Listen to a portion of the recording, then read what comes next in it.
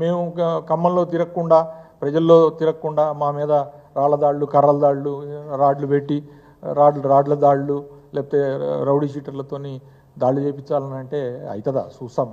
చూస్తా ఊరుకుంటామా?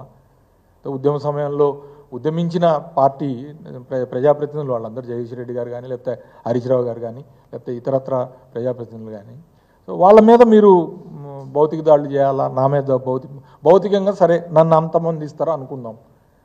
దాంతో ఖమ్మం ప్రజల యొక్క సమస్య తీరుతుందా? ఇప్పుడు నువ్వు నన్ను చంపాలని చెప్పి ప్రయత్నం చేస్తావు, దాంతో ఖమ్మం ప్రజల వరద బాధితుల ప్రజల బాధ తీరుతుందా? మీరు ఏం చేస్తున్నారు? కానీ పైనుంచి వచ్చిన వరదని నువ్వు అంచనా వేయలేక సాటర్డే నాడు ఈవినింగ్ 21 అడుగులండి, 21 అడుగులు ఒక ఇల్లు కూడా మునగదు. కాకపోతే ఏం చేస్తామంటే 18 అడుగుల నుంచి మేము ఆల్రెడీ ఎవిక్షన్ స్టార్ట్ చేస్తాం. ప్రజలందరినీ కూడా సురక్షిత ప్రాంతాలకు తరలిస్తాం, మైకుల్లో అనౌన్స్ చేస్తాం. రెవెన్యూ అధికారులు, ఇరిగేషన్ అధికారులు, మున్సిపల్ అధికారులు అందరూ పోతారు, పోయి వాళ్ళందరినీ కూడా ఎవిక్ట్ చేస్తాం. వాళ్ళందరికీ కూడా అది అలవాటు. ప్రతి సంవత్సరం కూడా ఒకవేళ వస్తుంటే సామాన్ టగటగటగా సర్దుకుంటారు, టీవీ ఫ్రిడ్జ్లతో సహా ట్రాక్టర్లు వేసుకొని ఆటోలు వేసుకొని వెళ్ళిపోతారు. ఒక్క కాషన్ లేదు, ఒక హెచ్చరిక లేదు, ఒక మైక్ అనౌన్స్మెంట్ లేదు. సండే మార్నింగ్కి వచ్చేటప్పుడు 9 గంటలకి 33 అడుగులకు వచ్చింది.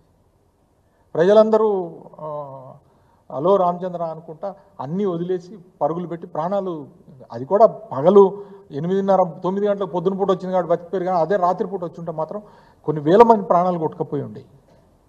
అది వదిలిపెట్టి మీరు, మీ ప్రభుత్వం, మీ రెవెన్యూ అధికారులు, మీ ఇరిగేషన్ అధికారులు, మీ ఫెయిల్యూరు అంతా వదిలిపెట్టి అసలు ప్రజల్ని మాకు చెప్పలేదనేది అక్కడ ప్రధానమైన ఆరోపణ ముందు ప్రజల నుంచి. సరే రిలీఫ్ మెజరు మీరు ఫెయిల్యూర్ అయ్యారు, దట్స్ ఎ డిఫరెంట్ ఇష్యూ.